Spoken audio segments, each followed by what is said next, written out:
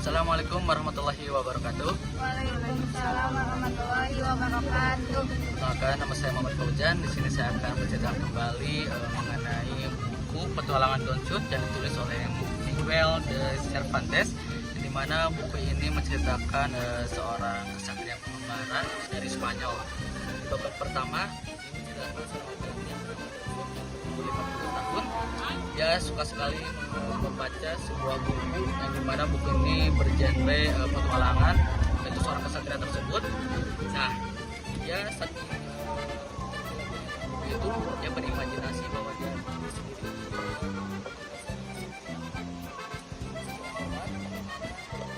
kan untuk menyiapkan sebuah senjata, lalu menggunakan zirah tuanya, yang dimana zirah tua itu di mata dia merupakan zirah yang kuat dan kokoh. Lalu dia pun mencari seekor kuda, di mana seekor kuda ini juga seekor kuda tua yang terlihat kurus, tapi di mata dia kuda tersebut merupakan kuda yang gagah dan layak untuk digunakan untuk berpetualang.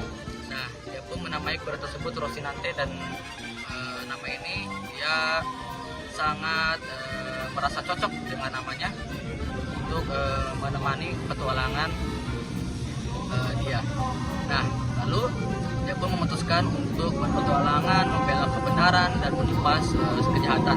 Di bab kedua, si Don Quijote ini dia singgah di sebuah penginapan yang kumuh dan terlihat miskin, tetapi di mata dia penginapan tersebut merupakan sebuah kastil yang cukup megah dan layak untuk dia inap.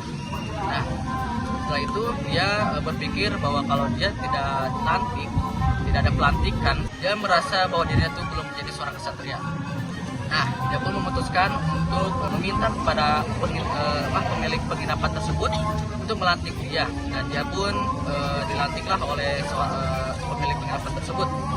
Dan di mana pelantikan tersebut, upacara tersebut sangat terlihat lucu karena sangat sederhana, dan seorang pemilik penginapan tersebut tertawa melihatnya. Nah, setelah selesai, dia merasa bahwa dia tuh menjadi seorang kesatria sungguhan. Lalu dia pun melanjutkan petualangannya.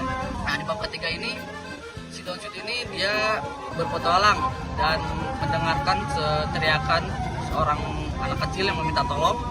Dia pun menghampirinya, dan dia melihat bahwa orang anak kecil itu dia disiksa kejam oleh seorang pria, yang dimana orang pria itu mempunyai utang kepada anak kecil itu, namun dia tidak ingin membayarnya. Lalu si Don Quijote ini dia memarahinya kepada pria tersebut, dan lalu pria tersebut menurutinya setelah Don Quijote pergi, tetapi tetap saja seorang pria itu tetap menyiksa anak kecil itu dengan sangat kejam. Lalu di perjalanannya lagi dia menemukan sekelompok penjahat. Dia pun menantang mereka karena si kelompok penjahat tersebut menyandra seorang perempuan.